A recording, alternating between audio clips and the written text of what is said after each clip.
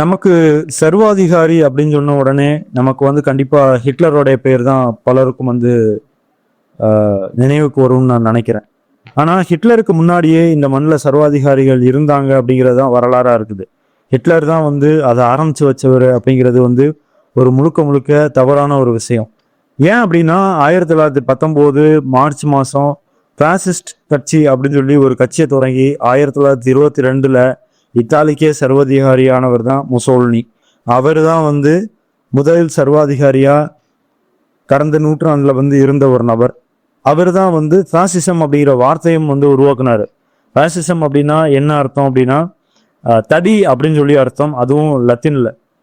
தடி அப்படிங்கிறதுக்கான முழு கோட்பாடு என்ன அப்படின்னா கருத்துக்களால் எதிர்கொள்ளாமல் அடிதடியால் எதிர்கொள்வது அப்படிங்கிறது தான் அதுக்கான அர்த்தம். இந்த பாசிசம் அப்படிங்கிற வார்த்தை உருவாக்குன இந்த அர்த்தம் தான் இன்னைக்கு பல லட்சக்கணக்கான மனிதர்களை கட்டி போட்டு வச்சிருக்கு. நிறைய இடங்கள்ல இன்னைக்கும் சர்வாதிகாரமோ இல்லைன்னா புதிய ஜனநாயகத்தை மீறி நடக்கக்கூடிய விஷயங்கள் எல்லாமே இதை நோக்கி பயணிக்கக்கூடிய விஷயமா தான் இருக்கு. அது இஸ்ரேலா இருந்தாலும் சரி, இந்திய அரசாங்கமா இருந்தாலும் சரி, இல்லை மற்ற சில நாடுகளில் இருக்கக்கூடிய அரசாங்கங்களா இருந்தாலும் இந்த ஒரு வார்த்தையுடைய கோடிங்ஸை வச்சு தான் அவங்க டீல் பண்றாங்க. அதாவது அரசு இயந்திரத்தை எதிர்க்கும் போது இல்லைன்னா அதிகார வர்க்கத்தை எதிர்க்கும் போது மக்கள் மீது கட்டுக்கடங்காத வன்முறையை ஏவி விடுறதுக்கு பேர் தான் பாசிசம்.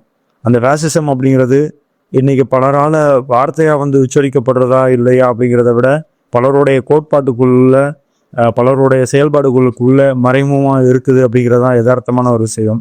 அந்த பாசிசம் அப்படிங்கிறதுக்கான அர்த்தம் அப்படிங்கிறது இதுதான், தடி அப்படிங்கிறது தான். ஏறக்குறைய 100 வருஷம் அந்த வார்த்தை டிராவல் ஆகி இன்னும் நம்ம கிட்ட இருக்குது. இது இன்னும் பல லட்சக்கணக்கான மக்களை கொல்ல போகுது அப்படிங்கிறதுக்கான அர்த்தம் தான் இது எல்லாமே. இப்படி ஆயிரக்கணக்கான மக்களை கடந்த காலங்களில் கொன்ன இந்த பாசிசம் அப்படிங்கிற வார்த்தை நிகழ்காலத்திலையும் கொல்றதுக்கு ரெடி ஆகிட்டு இருக்கு அப்படிங்கிறது தான் விஷயமா இருக்கு. அதனால அந்த வார்த்தையை அதோடைய கொள்கையை சரியா புரிஞ்சுக்கிட்டு அதை விரட்டி அடிக்கிறது தான் என்னைக்குமே நல்லது. நன்றி.